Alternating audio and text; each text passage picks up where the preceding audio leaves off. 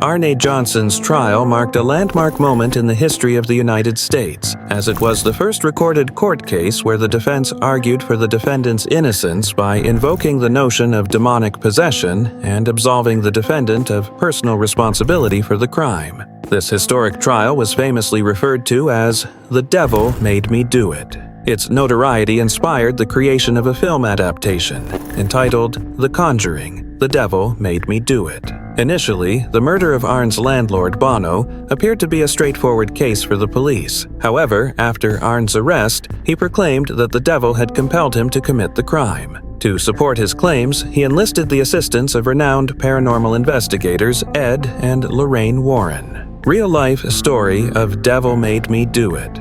On February 16, 1981, Arne Johnson committed a shocking murder when he repeatedly stabbed his landlord, Alan Bono, 22 times with a small pocket knife. This was a shocking event for the residents of Brookfield, as it was the first recorded murder in the town's 193-year history. Prior to this, Arne had been a seemingly normal adolescent with no prior criminal record. According to then Police Chief John Anderson, the murder was not an unusual occurrence, but the complexity of the situation made it far from simple. Someone became enraged and an argument ensued, Anderson stated. Instead of a straightforward murder, the world descended on Brookfield. On the morning of the murder, Arne had called in sick from his job at Right Tree Service and joined his girlfriend Debbie at the kennel where she worked. In a quiet moment, Arne carried out the brutal murder and he was apprehended just 2 miles away from the crime scene.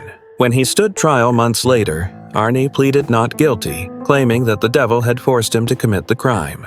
Attorney Martin Manella made a bold statement in defense of Arne Johnson, claiming that he was possessed by a demon and offering evidence to prove it. The courts have dealt with the existence of God, Manella told the New York Times in 1981, just a month after the stabbing. Now they're going to have to deal with the existence of the devil. The defense team's argument was further complicated by their assertion that the possession began with Arne's fiancé's 11-year-old brother, David Glatzel. The defense claimed that while David was cured of possession, the demon had jumped into Arne, rendering him powerless over his actions. Glatzel family's testimony. According to the Glatzel family, their son David was being tormented by a demon. He claimed to have encountered an old man who taunted him, and the encounters became more frequent and violent over time. David would wake up in the middle of the night, crying and describing a man with black eyes, a thin face, jagged teeth, pointed ears, horns, and hooves, the appearance of a demon. Ed and Lorraine Warren were contacted by Father Dennis, who was the pastor of St. Joseph Church in Brookfield at the time. Dennis called and told them that he had tried to help David, but that it appeared to be a case of possession to him.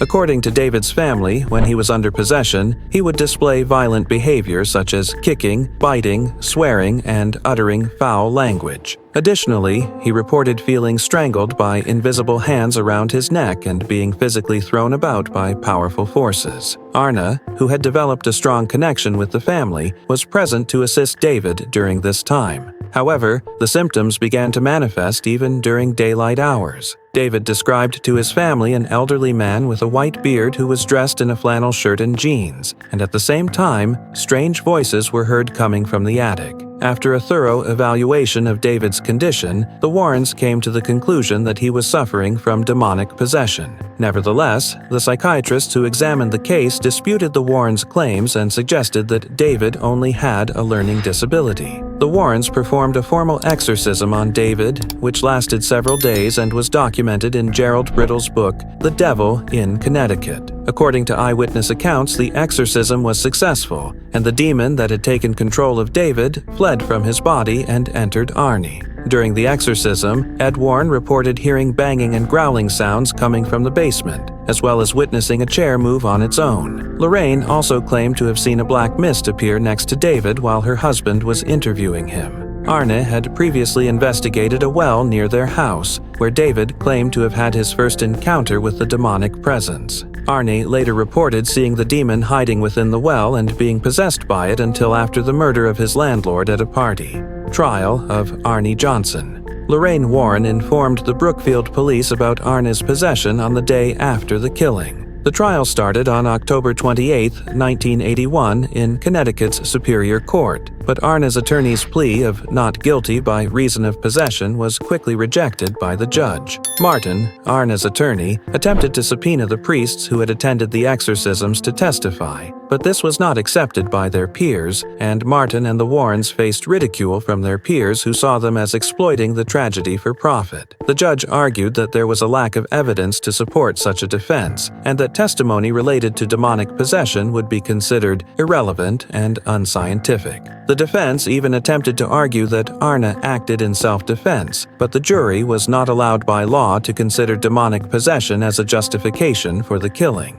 After 15 hours of deliberation over 3 days, the jury convicted Arne of first-degree manslaughter on November 24, 1981. He was sentenced to 10 to 20 years in prison, but only served 5 years. The movie, The Devil Made Me Do It. Gerald Brittle, with the assistance of Lorraine Warren, published The Devil in Connecticut, a book about the incident, 2 years after Arne's sentence. The proceeds from the book were divided among the family members. However, David's brother sued Brittle and Warren, claiming that the book violated his right to privacy and that it was a premeditated infliction of emotional distress. He later claimed that the book was a hoax created by the Warrens to profit from his brother's illness. Carl Glatzel Sr., David's father, denies having told the author that his son was possessed. Arne and his wife, Debbie, support the Warrens' account of demonic possession and have stated that the Glatzels are suing for monetary gain. Arne was released from prison after only 5 years and married his fiancée while still in prison. The couple was still together in 2015.